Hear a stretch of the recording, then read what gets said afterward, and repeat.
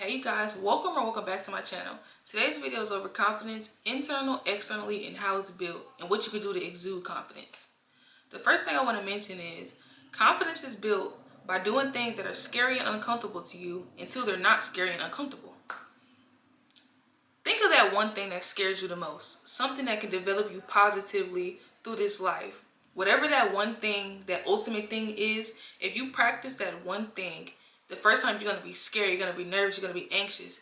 If you keep practicing and you keep working towards it and you keep doing it, it won't be scary to you anymore. You just develop a sense of confidence by just doubling down, staying true to yourself, knowing that you can do it, building that determination, and getting it done. Do it. I also want you to think of confidence like a muscle. Just like with the muscles on your body, you have to work out, you have to eat right, you have to train them. With confidence, you have to eat right, you have to think right, you have to move right, and you have to move intentionally to grow this muscle. And if you don't, the muscles will start to get smaller.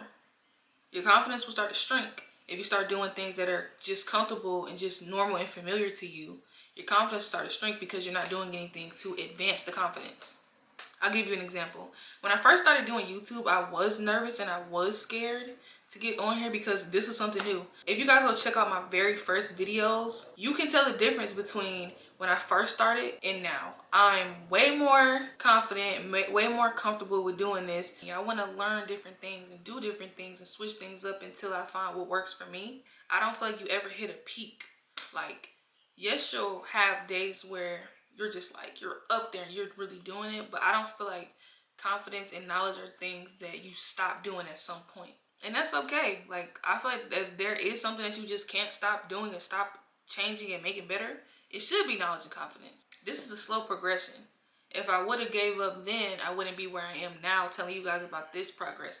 Next year in June, it'll be completely different. It'll be a lot better. And we can look back at videos like this and I can tell you guys, hey, if you stay true to yourself, you stay determined, and you get it done, you could be doing the same thing or more, literally. You got to stay confident, stay determined. And don't be scared to do things that are not familiar to you, because the things that aren't familiar to you are the things that are going to skyrocket you in a positive way. My next point is the that girl energy, or the that girl. There is no poster child for that girl. You can ask 50 different people who they think that girl is. They're probably going to tell you 50 different names because we all have different standards, morals, and values that kind of shape who we are. With that being said, we might be looking up or looking to different people. Now, I will say that I noticed that social media does train people to chase likes, chase comments, chase external validation from different people out there. And I'm here to tell you guys that is not confidence. You cannot build your confidence based on external validation that you get from other people. Because at the end of the day, when you lock that phone, when you get off of that app, you have to know who you are and be okay with who you are on and off that screen. If you do the inner work, you won't never have to get on the internet to post to get validation from anybody. The only person that needs to validate you is you. I feel like getting stuck in that loop is dangerous because you start to feel like you're only worth what these people are giving you. If you tie your worth and your value into Instagram likes, if those people don't like your story or like your post, they usually like your story and post, you're going to feel like you're not worth X, Y, and Z, when if you don't put your values into those things that you shouldn't be putting them into anyways, you won't feel that way. Like I said, the only person that deserves to validate you as a person is you. You have to stop waiting for people to approve of you and approve of yourself. Once you start caring more about yourself and treating yourself as such, people will treat you different because they see that you don't play about you, but you'll know that you don't play about you. And I feel like out of all the people not playing about you, you not playing about you is the best one. Sometimes through this journey, when you start to change the stuff that you're doing, the part of your brain that's used to you just doing the things that are familiar to you is going to try to shut you down. Your brain is going to lie to you and tell you that you're not good enough, that you don't look good in this, that hairstyle doesn't look good on you, that makeup doesn't look good on you, those clothes don't look good on you. It's going to tell you everything that would discourage you from doing the new thing just to go back to what's familiar. Because something goes off in the brain once you start doing things that aren't familiar to yourself. And just because it starts to go off doesn't mean that it's bad. I don't want you guys to start believing the inner voice or believing yourself when you tell yourself, I'm not worth this, I'm not worth it, this looks crazy, that looks crazy, I'm not good enough, I can't do it. Because yes, you can. If I can sit here on this camera and talk to you guys about this stuff, I'm just the messenger. Like, I'm just the vessel. What's stopping you from doing what you need to do? You wouldn't have these thoughts and these ideas if you couldn't do it. When those thoughts start to come up, ask yourself, If I had a little sibling, would I say this to them?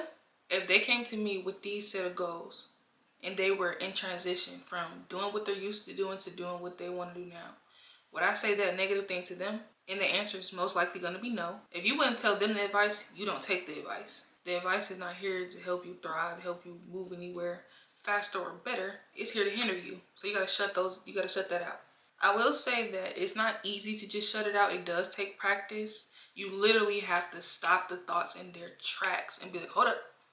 And you want to know what the #1 confidence killer, in my opinion, is?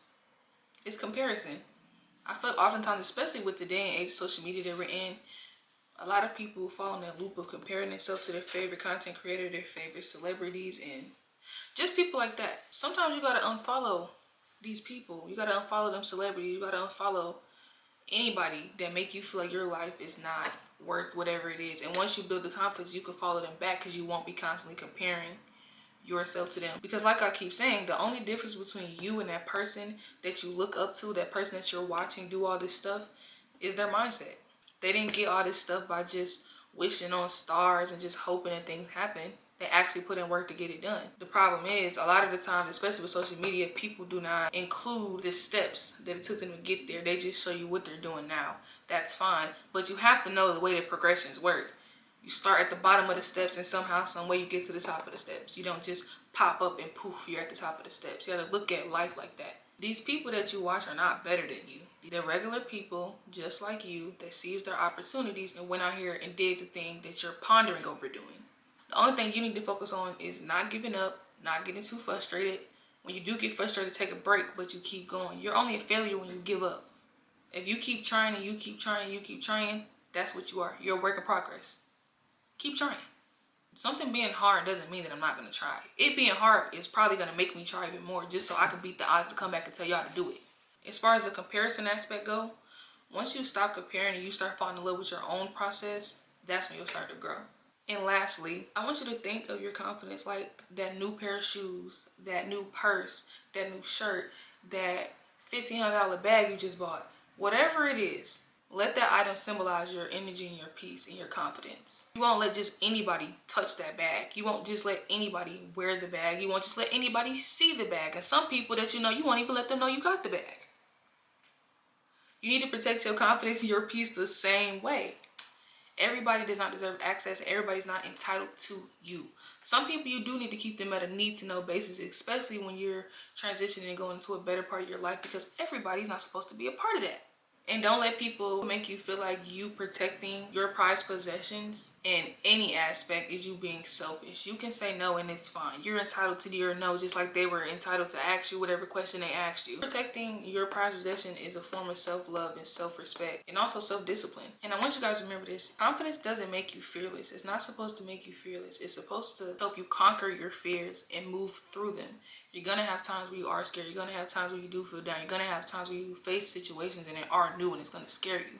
Your confidence comes in when you can assess the situation. You are scared, but you still go through it and you move through it.